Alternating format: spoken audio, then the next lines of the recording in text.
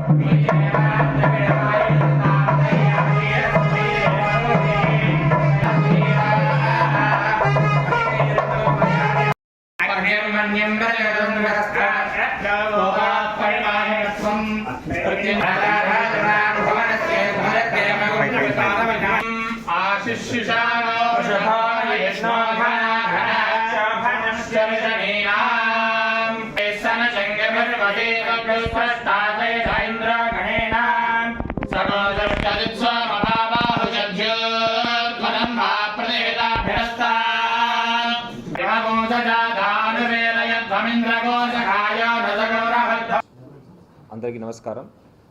ఈరోజు కాకినాడ కలెక్టర్గా నేను ఛార్జ్ తీసుకోవడం జరిగింది. మన ప్రభుత్వం ఏదైతే సంక్షేమ అభివృద్ధి కార్యక్రమాలు చేపడుతున్నాయో ఆ కార్యక్రమాలు, ఆ పథకాలన్నీ కూడా సమర్థవంతంగా ప్రజలకు అందజేయడానికి నా వంతు కృషి చేస్తాను. ప్రజలకు అందుబాటులో ఉంది. ప్రజాప్రతినిధుల ఒక సహకారంతో ఈ పథకాలన్నీ ప్రజలకు ఎటువంటి ఇబ్బంది లేకుండా చేరే విధంగా చర్యలు తీసుకుంటాను. ఒక మంచి అవకాశం నాకు కల్పించారు. దానికి గౌరవ ముఖ్యమంత్రి వాళ్ళకి ధన్యవాదాలు తెలియజేస్తున్నాను. విశాఖ జిల్లా కలెక్టర్గా దాదాపు 21 నెలల పనిచేశాను. అక్కడ ఉన్న అనుభవంతో పాటు ఇక్కడ గ్రామీణ ప్రాంతాల్లో చేయాల్సిన డెవలప్మెంట్ గురించి కూడా ఆలోచించుకొని దానికి తగినట్టు జిల్లా యంత్రాంగంతో కలిసి పనిచేస్తామని మీ అందరికీ మీడియా మిత్రుల ద్వారా తెలియజేస్తున్నాను.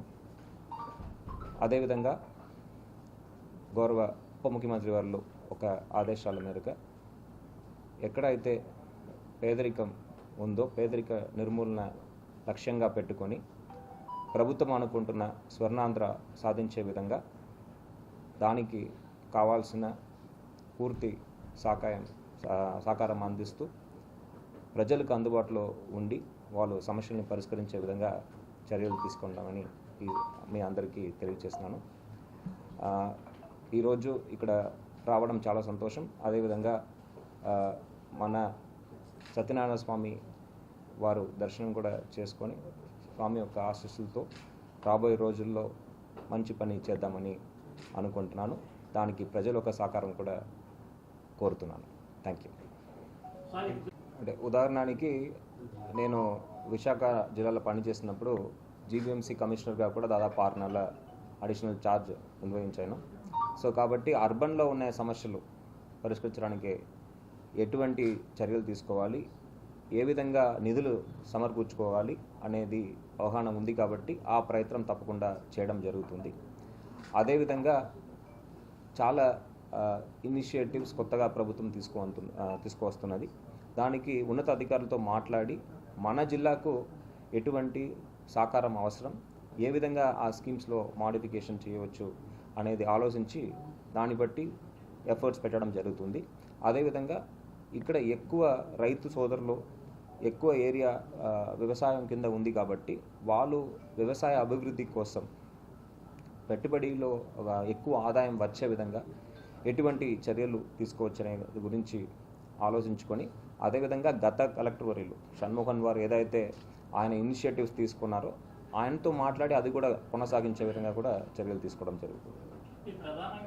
తప్పకుండా మన కాకినాడ హాస్పిటల్ అనేది ఈ కేవలం కాకినాడ సిటీకే కాకుండా చుట్టుపక్కల జిల్లాల అన్నిటికీ కూడా ఒక ప్రధానమైన టెర్షరీ కేర్ హాస్పిటల్. ఆ హాస్పిటల్లో అన్ని సౌకర్యాలు సిఎస్ఆర్ ద్వారా ఫెసిలిటేట్ చేస్తూ అక్కడ ఏ విధంగా విశాఖపట్నంలో కేజీహెచ్లో డెవలప్ చేస్తామో డయాలిసిస్ వార్డు కానీ, కార్డియోథొరాసిక్ సర్జరీ కోసం హార్ట్ లంగ్ మెషిన్ కానీ ఏ విధంగా మనం అక్కడ ఏర్పాటు చేసుకున్నామో అదేవిధంగా ఇక్కడ లోకల్ ఫండ్స్తో పాటు మీరు అన్నట్టు హెచ్డిఎస్ కూడా సమర్థవంతంగా ఏర్పాటు చేసుకొని ఆ ఫండ్స్ దాంతోపాటు ఎన్టీఆర్ వైద్య సేవ పేషెంట్ కేర్ ఫండ్స్ ఇవన్నీ కూడా యూటిలైజ్ చేస్తూ తప్పకుండా డాక్టర్స్తో కలిసి అడ్మినిస్ట్రేటర్ వారితో నిత్యం మానిటర్ చేస్తూ ఇంప్రూవ్ చేయడం జరుగుతుంది.